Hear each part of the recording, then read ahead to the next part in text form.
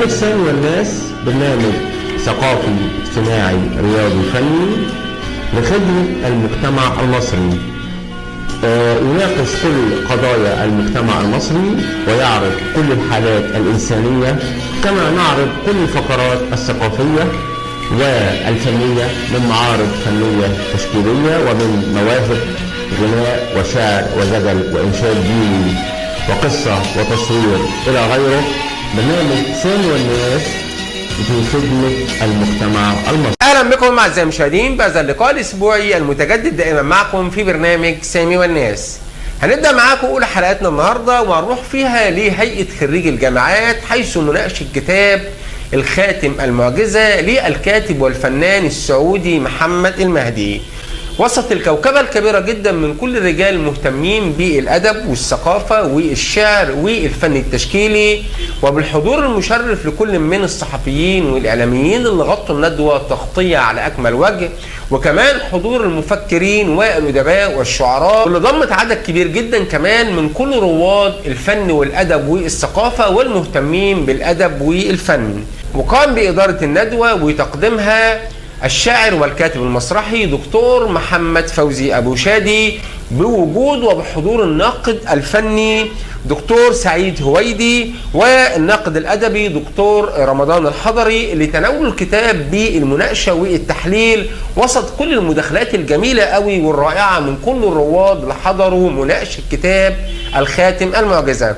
هنروح بيكم الأول للتقرير اللي رصدناه داخل كاميرا برنامج سامي والناس وكلمات الشكر والثناء ورأي الجمهور والحضور والرواد في كتاب الخاتم المعجزة للكاتب والفنان محمد المهدي. من داخل هيئة خريجي الجامعات ومناقشة رواية الخاتم المعجزة، ونحب نعرف رأي الحضور في الرواية. اهلا وسهلا بحضرتك. اهلا بيك، ازي حضرتك؟ اللواء رفعت درغامي، مدير ديوانيه الثقافه العربيه، ودي مؤسسه ثقافيه بتهتم اولا بالثقافه والفن التشكيلي والادب بكل فروعه. والمؤسسه دي عباره عن شركه بين مؤسسين مصريين وسعوديين. طب نحب نعرف رأي حضرتك النهارده في الرواية خاتم المعجزة. هي الخاتم المعجزة دي تعتبر سيرة ذاتية للفنان التشكيلي الدكتور محمد المهدي من المملكة العربية السعودية. هو عاملها سيرة ذاتية في شكل خيالي وبيربط بين الأدب والفن، وبيستعرض فيها يعني سيرته ومسيرته مع الأدب بس بشكل فيه خيال إلى حد ما. شكرا جدا لحضرتك وأسعدنا اللقاء معاك. شكرا. نحب نعرف حضرتك؟ محمد فوزي أبو شادي، شاعر وكاتب مسرحي. أهلا وسهلا. نحب نعرف رأيك النهارده في رواية الخاتم المعجزة. اولا انا يعني سعيد جدا بمؤسسه الديوانيه لاحتفائها بالكاتب والفنان التشكيلي محمد مهدي المهدي. يمكن لو جينا بصينا على محمد المهدي هو مسيره عطاء كفنان تشكيلي ممتده منذ الصغر، ورغم من تقلده مناصب عديده في الجيش في السعوديه الا انه بعد ده كله عاد الى الفن مره اخرى. ويمكن الكتابة كانت برضو بادئة معاه من بدري، واعتقد ان هو يعني النهارده هنشهد احتفاء يليق به، لان هو مسيره مهمه جدا على المستوى الفني او على المستوى الادبي. وروايه الخاتم المعجزه يمكن انا بعتبرها مهمه جدا، يعني يا ريت بدعو كل من لم يقراها الى قراءتها، لانها بتدعو الى القيم والمبادئ الرصينه. شكرا لحضرتك. انا الاول عاوز اقدم التحيه للحضور الكريم وللاستاذ محمد المهدي، استاذنا طبعا الفنان التشكيلي الكبير. شدني في الروايه ان هو بينسب الفضل طبعا لجده رحمه الله عليه، لاجداده والوالده رحمه الله عليهم طبعا. ودي حاجة جميلة جدا ان احنا ننسب الفضل للي هم كان لهم فضل علينا، واشكره على الاسلوب الرائع للرواية. ونستنى من حضرتك كتير يا استاذ محمد، كتير يعني كأستاذ لينا في الفن التشكيلي. هنستنى كتابات من حضرتك تانية وروايات تانية، وكتاب الخاتم المعجزة روعة، وانا اشكر حضرتك على الشرف الكبير ده. نحب نعرف رأي حضرتك النهاردة في رواية الخاتم المعجزة. طبعا الفن التشكيلي مع الفن الروائي مع الفن الشعري كلها بتخدم او تسمى اللغة الناعمة او القوة الناعمة. فطبعا هو صاغ هذا الكتاب اللي هو الخاتم المعجزة بصياغة بديعة، لانه ركز على ان كل شيء بيد الله سبحانه وتعالى. الكتاب الله اكبر عليه. احيي الفنان الكبير وكل فنانين مصر وكل أدباء وشعراء. بشكر السيد الفنان التشكيلي الأستاذ محمد المهدي على الدعوة الكريمة اللي دعاني بها، ان انا شرف ليا ولاي صحفي ان هو يتواجد في هذا المكان ده. وطبعا هو اصطفى الله وسخره في المجال بتاعه لعله يقدم رسالة لشباب مصر وللأمة كلها في الفن التشكيلي كله. وكان من الحضور المشرف ايضا في الندوة لمناقشة كتاب الخاتم المعجزة هو سيادة اللواء رفعت الضرغامي المهتم اهتمام خاص جدا بالثقافة والأدب، وسيادة اللواء ياسر الجمل، والمستشار مصطفى أبو هاني، وعدد كبير جدا من كل المهتمين بالأدب والفن من الدول العربية وكمان من روسيا اللي حضروا مجاملة للكاتب محمد المهدي كنوع من الصداقة الحميمة، وكمان وجودهم جنبه في هذه المناسبة الجميلة والطيبة. هاي ومعانا الفنان تشكيلي من روسيا وهو من ضمن الحضور، ونحب نعرف رأيه في الرواية النهاردة. Hello, my name is Pavel Munteev. I'm an artist from Russia, Petersburg. This is my family. I'm here by invitation from my friends to meet this great artist from Saudi Arabia, Mohammed Mehdi. Yes, and to know his art and this catalog. So I hope I will have possibility after our introducing to have it. So I'm very glad to be here. الأخ من روسيا فنان تشكيلي في برنامج تبادل ثقافي، وشرفنا هنا على أساس يتعرف على الفنان المقدم للعمل والرواية، وهو تبادل ثقافي روسي مصري. فأنا سعدت بحضور عائلته وشرفني وجوده، وإن شاء الله يكون بيننا تبادل ثقافي عربي عامة. أعرف بيك؟ مستشار مصطفى حسين. أهلا وسهلا. أقول لنا كلمة النهاردة الفنان والروائي والكاتب محمد مهدي، تقول له إيه؟ اولا تشرفت بالكوكبه الجميله من خواتي، وطبعا دكتور محمد المهدي قيمه وقامه كبيره جدا، وراجل يعني فيري سنسف وعنده خيال كبير جدا جدا، ومزج الخيال بالواقعيه. وموضوع الخاتم ده يعني روايه في منتهى الجمال، فرق بها بين الباطل وبين الخير او الشر والخير زي ما بنقول. اما ما ينفع الناس فيمكث في الارض، واما لا ينفع الناس فيذهب جفاء. وهو ارتبط بحته الخير والشر عشان خاطر يدي دروس لكل من قرأ او للشباب عموما، ان هو يصبو ويتعلم ويفهم الحاجه اللي في ايديه يحافظ عليها ازاي، انه اصلا نبت من اسره صالحه ومن اب صالح ومن جد صالح رحمه الله عليه. نلتقي بحضرتك ونتعرف بيكي. دكتور مسعودة، سفيرة دولية للسلام بمنظمة الأمم المتحدة ومبعوث السلام الدولي. Aujourd'hui je suis là juste pour que je remercie mon ami monsieur Mohamed El Mehdi, que je connais. C'est un grand artiste saoudien que je connais, ça fait des années et des années. Et je dis bravo, franchement bravo, je vous remercie infiniment. Merci. تعرف بيك؟ اللي هو ياسر الجمل. انا النهارده يعني طبعا تلبيه للدعوه اللي جات لي من الاخ والاخ الصديق الدكتور محمد المهدي. انا بتابع الاعمال التشكيليه بتاعته، طبعا اعمال مستوحاه من البيئه الاصيله، خاصه ان انا واخد الثانوي والاعدادي من المملكه العربيه السعوديه، وده اخويا ودايما لازم نساند والناس الحلوه دي، واعماله جميله وفيها البدويه والاصاله، والتحيه للمملكه العربيه السعوديه. ونحب نعرف رأي حضرتك في رواية الخاتم المعجزة. حقيقة أنا هنا بدعوة أشكر عليها المنظمين لهذا اللقاء الجميل، وبكتشف أنه اسمه نفسه فيه حالة محمد المهدي، يعني العمق وراء قراءة الاسمين يأكد أنه هذه الشخصية مش طبيعية، وكل يسر لما خلق له.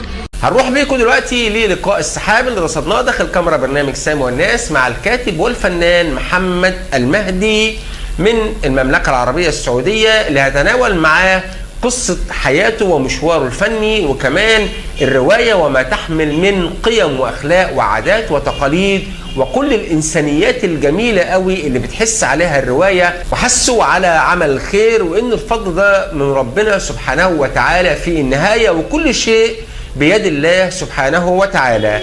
أجرى اللقاء الإعلامية علا صابر داخل هيئة خريج الجامعات ومناقشة رواية الخاتم المعجزة، وحبينا نلتقي بالفنان والكاتب الروائي محمد المهدي. أهلا بحضرتك. يا هلا ومرحبتين. عرفنا بيك أكتر. محمد مهدي المهدي من المملكة العربية السعودية، من مواليد الأحساء من المنطقة الشرقية في المملكة العربية السعودية، ضابط متقاعد من قاعدة القوات الجوية في الظهران، وهاوي فن تشكيلي منذ الصغر، وعملت على تطوير نفسي وعرضت في أمريكا وولي أعمال ممتدة حول العالم. كلمنا عن كتابك النهارده والروايه الخاتم المعجزه. أو القصة هي عبارة عن قصة صغيرة جدا لها ارتباط بأسلوبي في الحياة وفلسفتي في الحياة، معتمدة على أن دائما الخير هو المنتصر، والإنسانية لوحدها عنوان لكل إنسان على وجه الأرض، ونشترك في أمور ربي خلقها ولم يجعل بيننا في أي مكان في الأرض خلاف غير معتقداتنا ودياناتنا، ولا تختلف أساليبنا في الحياة، على أن كلنا لنا أمل أن احنا نعيش ونعيش أحسن عيشة. والكتاب هو أمل لإعطاء الشباب دروس حية في عمل الخير. عمل الخير دائما نهاية نتيجته دائما خير، وأن الشر ما عمره ينتصر. لاحظنا وجود لوحات فنية لحضرتك في الرواية، ممكن تكلمنا عنها؟ اللوحات اللي مقترنة في الرواية هي عرض أساسي يحاكي خيالي الواسع اللي أنا تصورته، بأني لم أربط بين شرح للوحات أو أربط بين وجود اللوحات مع القصة نفسها، ولكن الرابط الوحيد هو في معجزة الخاتم، لأن معجزة الخاتم تتمثل في من يخاطبني ويعرض علي أني أكون أكبر فنان في العالم إذا حققت رغباته، وهذه شيء أنا لا يدخل في معتقداتي ولا أؤمن فيه. ووجود اللوحات يثبت أني أعمالي وحدها هي اللي تكفي، والمشاهد له الحق أنه يحكم على حسن عملي أو لا. وكمان رواية الخاتم المعجزة كان يتناول جزء كبير جدا من كل اللوحات الفنية الجميلة والموهبة الرائعة للكاتب والفنان محمد المهدي على تعبيراته الجميلة ولوحاته الجميلة والرائعة اللي داخل الكتاب، واللي بتعبر بيها عن الطبيعة، كمان عن كل الأجواء الجميلة قوي المحيطة بيه، واللي هو عبر بيها فعلا باستخدام الريشة والألوان والظل والنور والمنظور في تجسيده للطبيعة بهذه الصورة المشرفة والجميلة بلوحاته داخل كتاب الخاتم المعجزة. برضو لفت نظرنا ان لوحات بتنتمي لكذا مدرسة، ممكن تقول لنا المدرسة اللي استخدمتها في اللوحات؟ أنا درت ولفيت ودرست على أيادي دكاترة من مختلف أنحاء الكرة الأرضية، من الشرق والغرب ومصر وغيره، ودرست الكتب لرواد الفن. استنتاجي أني لا أقلد أحد ولا تأثر بأحد، وفلسفتي هي أني أنا أنتج منتوج حلمي منذ الصغر. ضحيت بوظيفة لا أحد يحلم راتبها ولا مكانتها، وأنا كنت مدير المنطقة الشرقية ومدير مشاريع، يعني حاجة كبيرة. فمن أجل هذا كله رميته وحبيت أختم حياتي، لأن سني في الوقت الحاضر أعتبر من العواجيز، وحبيت أختم سني أو سر حياتي بعمل فني إبداعي يخص بيني أنا ولا ينتسب لأحد. فأنا في حوار مع نفسي وفي دراسة مستمرة مع نفسي وفي تحدي مع نفسي على أنه لا يقال أن محمد مهدي ينتج المدرسة الكلاسيكية أو الانطباعية، ولكن المدرسة المهدية. برافو عليك. إجابة فعلا جميلة جدا. طب في نهاية لقائنا لو تحب توجه كلمة شكر توجهها لمين؟ أول شكري وتقديري طبعا لا يتعدى دماغي ولا عيوني، هو حبيبي وأخوي وأستاذي محمد أبو شادي، هو اللي وقف معي وأعطاني الشجاعة والدفعة أني أحاول أكتب كتابي الثاني. أنا كتابي الأول هو كان مقارنة وشرح لوحات وشعر، أنا ماني شاعر لكن دائما أتلقف بخيال اللي يطب في دماغي، لأن كل الأعمال فنية أو إبداعية أو تجي عبارة عن أحلام في الدماغ وما ترجمها على الورق. فمن ضمن أحلامي كانت أبيات شعرية وحطيتها في كتابي الأول ومقرونة بأعمالي، وترجمت الأعمال في الكتاب الأول. الكتاب الثاني اختلف، أني دخلت القصة، والقصة فيها عبر وفائدة للجيل الصاعد على أساس يتعلم من سماحة ديننا وعقيدتنا وجمال عيشتنا وبساطتنا وإرثنا الحضاري. يعني أنا درست في أمريكا وأدرت أمريكان وأدرت إنجليز كمدير أكبر مشاريع من أكبر المشاريع العسكرية في المملكة، لكن أظل هو الأساس هو النبع الأصل أصالتنا، حنا أسس وعروق الحضارة اللي يتمتع فيها الغرب اليوم. تحب توجه كلمة شكر للحاضرين تقول لهم إيه؟ أقول لهم أسعدتوني والله، فوق يعني وجودكم هو بقمة اللي صار اليوم كله، بغض النظر أنا بين بودقة من أجمل الناس، أسعدوا قلبي وأتمنى أنه ما ضاع وقتهم بل استفادوا بوجودهم وأسعدوني بوجودهم. واحنا سعدنا جدا باللقاء مع حضرتك وبالتوفيق دايما وشكرا. شكرا لك.